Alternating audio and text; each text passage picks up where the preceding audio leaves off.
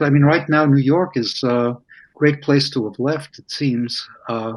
We're part of the fortunate demographic with a country cabin to retreat to. So I thought we were just coming up for a few days. My daughter and wife seemed to know better, but didn't want to mention a long, extended stay in the country to me for fear they'd lose me.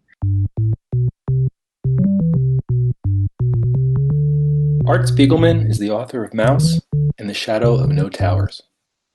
We've got Queeg at the helm here of the ship of state, and it feels like he's a negative indicator. Whatever he says, like just try to like put it in a mirror and then do that, you know. So he wants to get everybody up and running again so his hotels can reopen. If you can become dispassionate enough to think of it as being an alternate reality, then it's kind of, is amusing the right word?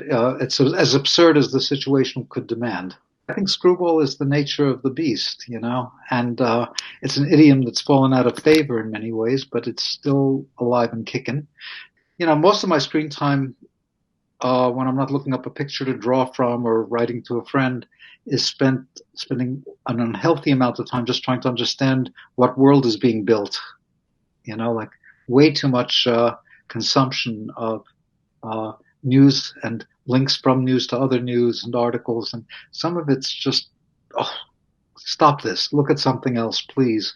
And then I'll go back to those comic book websites, download old comic books and search for images like that. And you get used to the fact that visual imagery is coming that way, even though I prefer books. Well, you know, for an end of the world moment, it's very benign. I'm like you and most others used to self-isolation. If anything, it's crowded in this cabin, although everybody has their own home office here. Yeah. So it's cozy. We have 2 cats scurrying around, and my wife and daughter. Dash is in Paris under his own lockdown, working on virtual reality projects as a producer for a startup, and has been there for a couple of years, and seems to be okay. As he said, like when Francoise was panicking and trying to reel him back home, what he pointed out that World Health Organization would probably approve of him staying there and us staying here. Family dynamics, you know. It's very benign, you know. It's a very nice place. It's the woods. Yeah. I have my childhood drawing table that has my laptop mounted on it at the moment in that room, and I'm just figuring out what to do with these little tools that I brought with me and some that had been stashed up here. And spent a few days trying to figure out what to do directly about the virus, and figured it's too soon for me. That even that last time when I quipped about disaster being my muse, September 11th lasted about 3 or 4 months before September 12th started kicking in. So I'm willing to let all this process and figure there's a lot of people who are glommed onto the present moment and gliding forward somehow with that as direct data. But I've got projects to keep me busy. It is what it is. I don't have anything that's so burning that like I'll stay up all night and work at the moment. But as soon as something comes along, I just work at it until I see where it landed. And like I said, I've been working on other things that are more like using a word processor rather than a pen. It's all okay. I mean, it's all like there's still stuff rattling around in there and wants to find a place to go out to. I look back with astonishment at what it meant to be doing Mao's back at that moment, because it was everything one does is to avoid something harder, and that was what that was at the moment that I was doing it. But even then, I'd still wake up every day and wonder if I could make something. So that part, getting older just makes it a little bit slower, and making it in the midst of a cataclysm means that your attention deficit quotient has gone higher, and having a screen makes it go infinitely higher than that. But somehow or other, it's like, I don't know. I think I once said it wrong, and my kids have been delighted with that ever since. It was always one step forward, 2 steps back. Yeah, it's true that it's easy to get stunned into silence. But you know, working in my sketchbook was really just fine, and I was doing that for a couple of years. And I didn't have the same mandate that was in my head once before, which is it has to be published for it to exist. Yeah. Is there anything you'd want in this moment to tell a young cartoonist that Any wisdom that you've gotten over the years?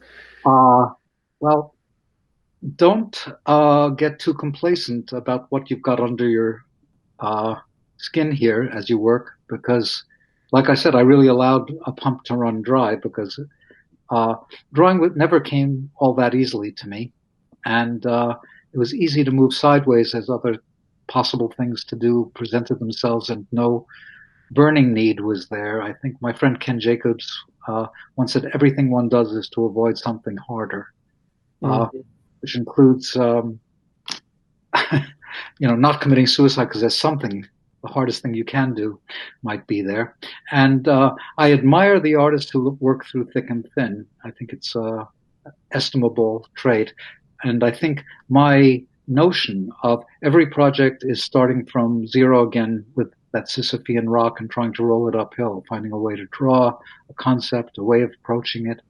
And there's another more standard road, more traveled, that's probably healthier, which is like allow yourself to develop your vocabulary and just use it, perhaps. I think the wisdom I found when I was dragged into a writers' conference that I didn't think I had any right to be in, and somebody asked for words of wisdom, I just said, it's a lot easier to write when you've got something to say. That's true. I mean, I find myself locking up very easy. I'm not good enough. Cancel. And on the other hand, you never know what trail you're following that can open up into a long road. So I'm just following whatever roads feel open and seeing where I can go within that, and impressed with all of the activity that's going on around me. Like, there's so many cartoonists whose names I don't know now. It used to be easy to know everybody's name because there wasn't that much to look at. Let me see, what else have I been looking at? Even been looking at a lot of old stuff, more than new. If I had known I was going away for longer, all those unread Little Orphan Annie and Dick Tracy volumes that are on these shelves that I've been collecting for when I can slow down to read are kind of beckoning to me. And finding a lot of stuff online. I spent one day just looking up Spanish flu cartoons in old newspapers online. But it's interesting because they weren't allowed to talk. Like it was during the war and nobody wanted you to get depressed by this other viral war or bacterial war that was going on around them. So it was mostly just the lighter side of the Spanish flu that I was finding. But now the whole world has gone virtual. It's funny that we're in like a kind of what McLuhan called a global village. We're totally there in the middle of a global pandemic, but with a village that has its electronic highways through it. When I read one article among the many that would continually panic me, it was like, oh, can the internet withstand all this Zooming and meeting and heavy Netflix consumption and whatever? But so far, so good. Which reminds me of a cartoon I keep thinking of and can't find, but it's in a box somewhere back home. When I was a kid, there was a series of gag cartoon painted bubblegum cards when I was before my bubblegum enlistment. And it was just a drawing of a tall building, an open window up near the top, and somebody who had leaped out. And he's only about a third of the way down, and he's waving to you as the reader, going, so far, so good.